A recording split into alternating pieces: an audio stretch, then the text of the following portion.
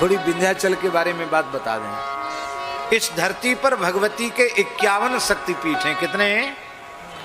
और अवान्तर भेद करने पर अष्टोत्तर सत्वी है, 108 शक्तिपीठ भी हैं, किंतु विंध्याचल शक्तिपीठ नहीं है। आप लोग क्यों? आपको सुनकर बड़ा खराब लग रहा हो कि विंध्याचल शक्तिपीठ नहीं?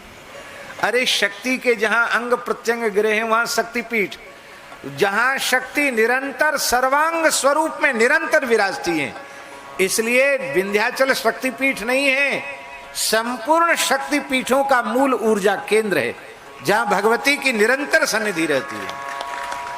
इसलिए विंध्याचल महाराज जी भगवती का लोक है।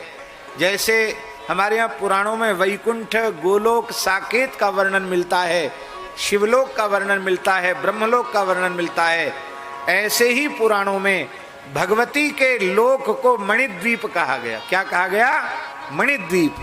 जिस मणिद्वीप में ब्रह्मादि देवताओं को भी बड़े प्रयास पूर्वक, और वो भी पुरुष वेश में प्रवेश नहीं होता है, उनकी सखी सहचरी के वेश में प्रवेश होता। पुराणों में वर्णन है। वो मणिद्वीप क्या है? इस धरती का मणिद्वीप विंध्याचल है। इसलिए भगवती की उपासना के लिए विंध्याचल आज भी परम सिद्ध क्षेत्र है। हो सके तो वर्ष में एक बार विंध्याचल दर्शन अवश्य करना चाहिए।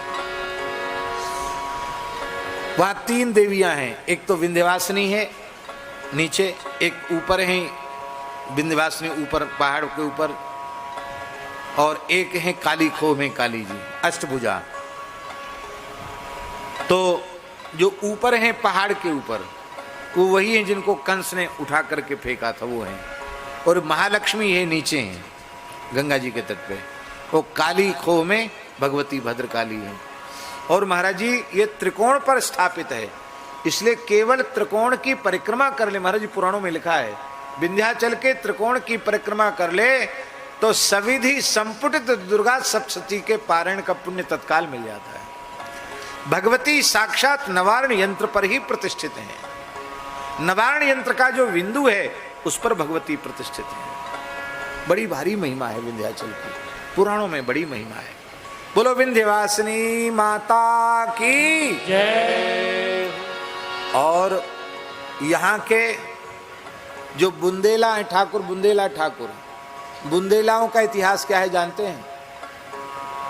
ये सूर्यवंशी क्षत्रिय हैं, गहरवार काशी नरेश थे मूल पुरुष इनके बुंदेलाओं के।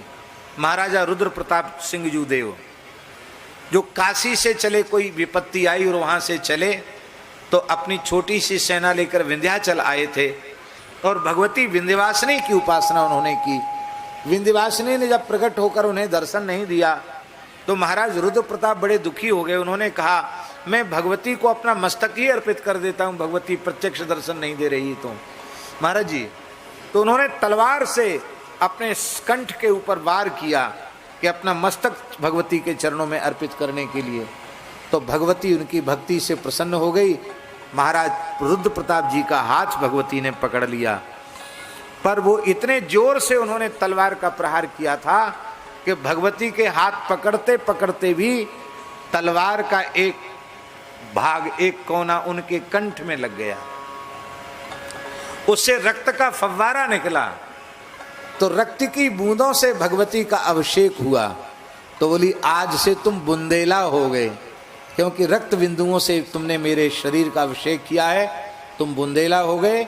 अब तुम यहाँ से जाओ। तो गिरधवाहिनी देवी उनकी जो कुल देवी उनके साथ आए, तो गढ़ कुड़ार आए। सब ऐतिहासिक सत्य है।